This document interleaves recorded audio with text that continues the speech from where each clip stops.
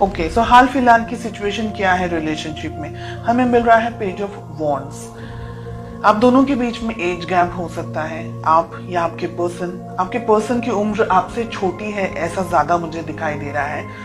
बहुत ही immatured energies के अंदर ये ऑपरेट कर रहे हैं, और ये रिलेशनशिप है ना, इस वक्त आप दोनों के अंदर जो एनर्जीज मुझे यहाँ पर दिखाई दे रही है वो बैलेंस नहीं है।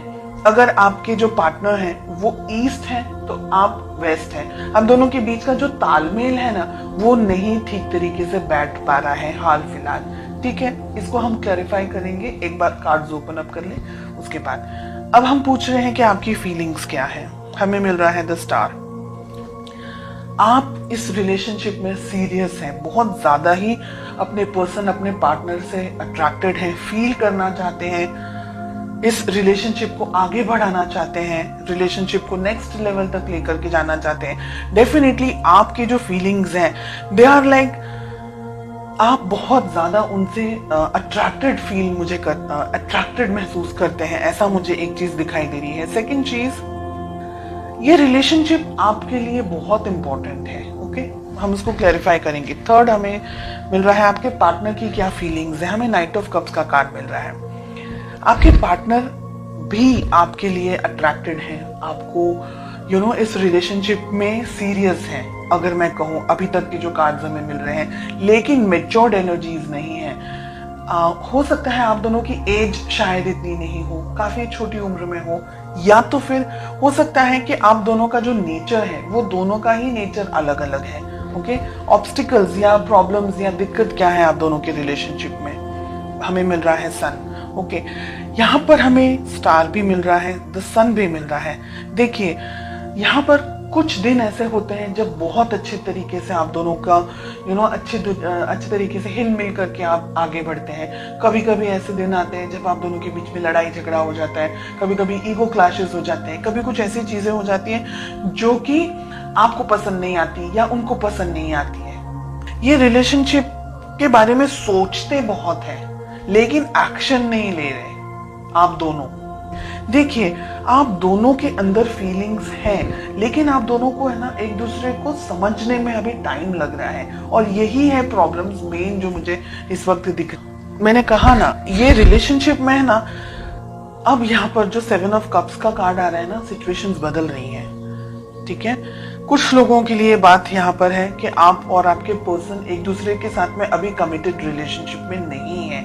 हो सकता है ट्राई कर ले, जो वो मॉडर्न टर्म्स हम कहते हैं कि देखते हैं अगर सेट होगा, अच्छा लगेगा तो आगे बढ़ेंगे वाली सिचुएशन यहाँ पर अब दिख रही है। कुछ लोगों के लिए यहाँ पर आप कमिटेड नहीं है, ये रिलेशनशिप में एक दूसरे को जानना चाह रहे हैं कि अगर वर्कआउट करता है तो हम देखेंगे फ्यूचर के अंदर कैसा होगा, क्या हो सकता है।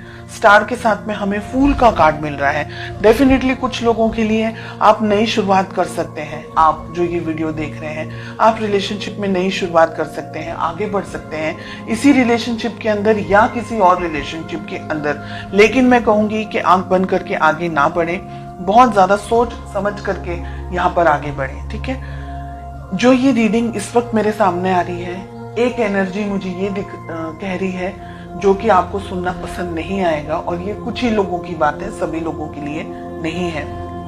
मुझे यहाँ पर ऐसा लग रहा है कि दोनों में से एक पार्टनर, सभी लोगों के लिए नहीं है ये बात, कुछ ही लोगों के लिए है। मुझे लग रहा है यहाँ पर दोनों में से एक पार्टनर सीरियस नहीं है इस रिलेशनशिप को लेकर के, और वो आप है।